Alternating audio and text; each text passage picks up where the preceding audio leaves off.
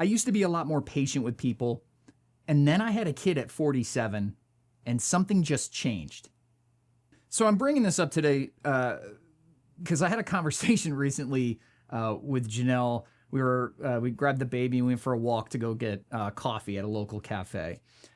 And that was yesterday, actually. And as we were on this walk and we're headed to the cafe, there's this couple that was kind of coming at us the other way. They moved off the sidewalk and they said something on the way by, particularly the woman.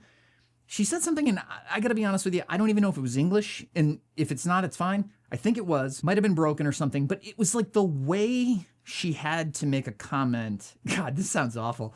About the child. Like, in that moment, I felt hassled. I felt put out. I felt like I wanted to just put a hand up and go, hey, lady, keep it moving, okay? We got someplace we're trying to get to.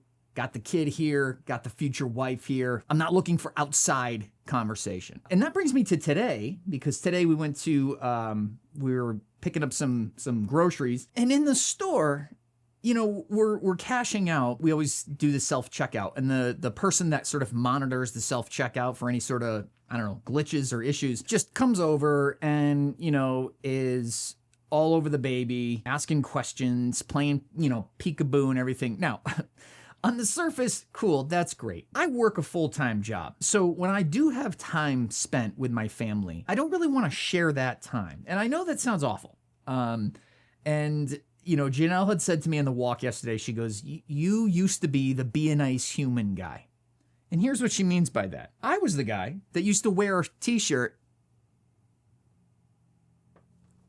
be a nice human. Because I would wear shirts like this, I was kind of viewed as the more woo-woo friend. I hate that phrase, but do you know what I mean? And here's the thing. I still believe in treating people with respect and kindness and letting them live their life the way they want to. I don't need to understand it. I don't need to approve of it. You're not hurting anybody. You do you. I really do believe that. I try to practice kindness whenever I can.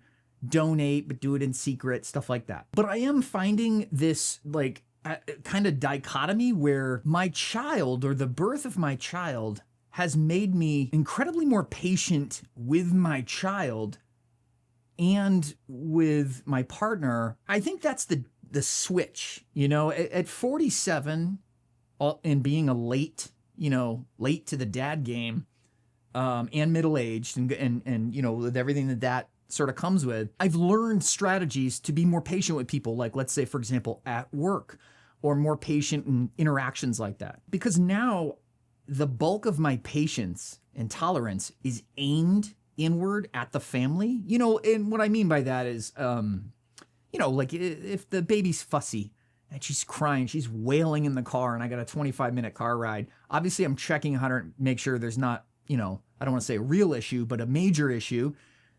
But sometimes she's just going to wail. It doesn't make me less patient with other people. Well, actually, no, that's not true. It does, but not in the moment. So the patience is there. It's directed there. And I think if I had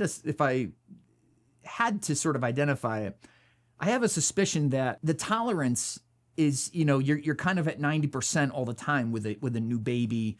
And so then outside of the house, outside of that, I just noticed that I have less tolerance for like small talk, idle chit chat. Listen, I'm honored that you think my baby is cute and adorable. That's awesome. I appreciate it. But you know what? What's maybe sad to some people is I'd appreciate it more if you just, I hate to say it, just leave me alone. I don't have all the time in the world, well, for starters, left on this planet.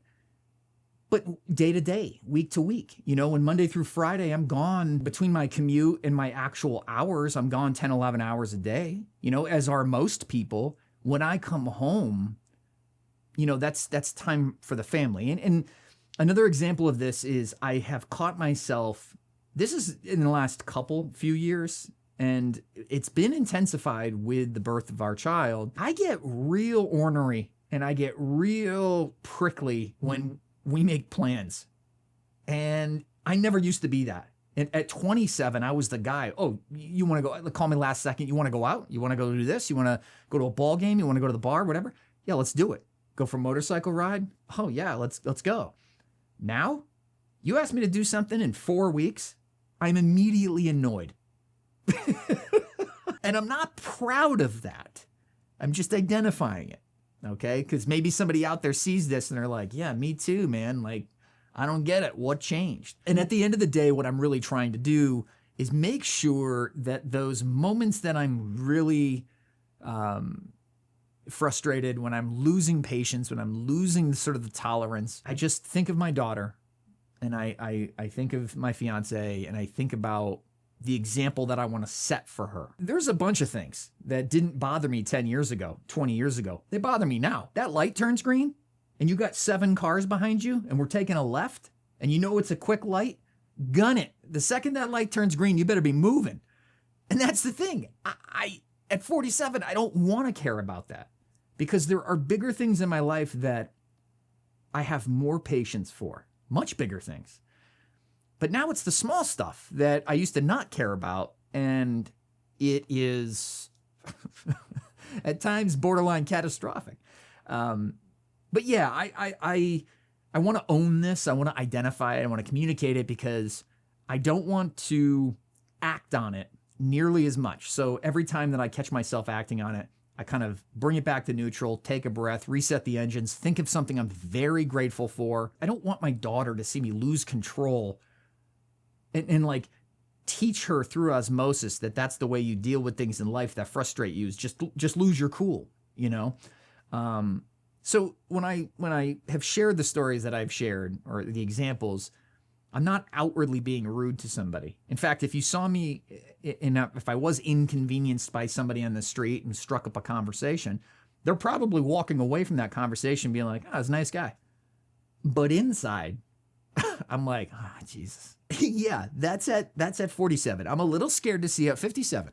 I mean, I'd like to become more Zen-like here, but I don't know. I mean, I got the T-shirt. I haven't thrown it away. I haven't worn it in a while because I feel like a little fraudulent, right? You can't wear a Be a Nice Human shirt and then catch yourself rolling eyes when somebody in BJ's wants to tell you that your kid's adorable. Middle age, losing my cool. So yeah, something to look forward to if you're not yet middle-aged is, if you're already a hothead now, take some steps. Figure out, meditate, some breath work, whatever it is you got, a cold plunge, hit the gym, hit the weights, whatever. Find something that works to kind of like de-stress and lower the frustration and the impatience, because I've seen this with close friends of mine too that are older than me, 10 years older than me. And they're like, oh yeah, in the last 7 or 8 years, dude, like I don't tolerate anything anymore. and these are some of the most chill people that I've ever met in my life. So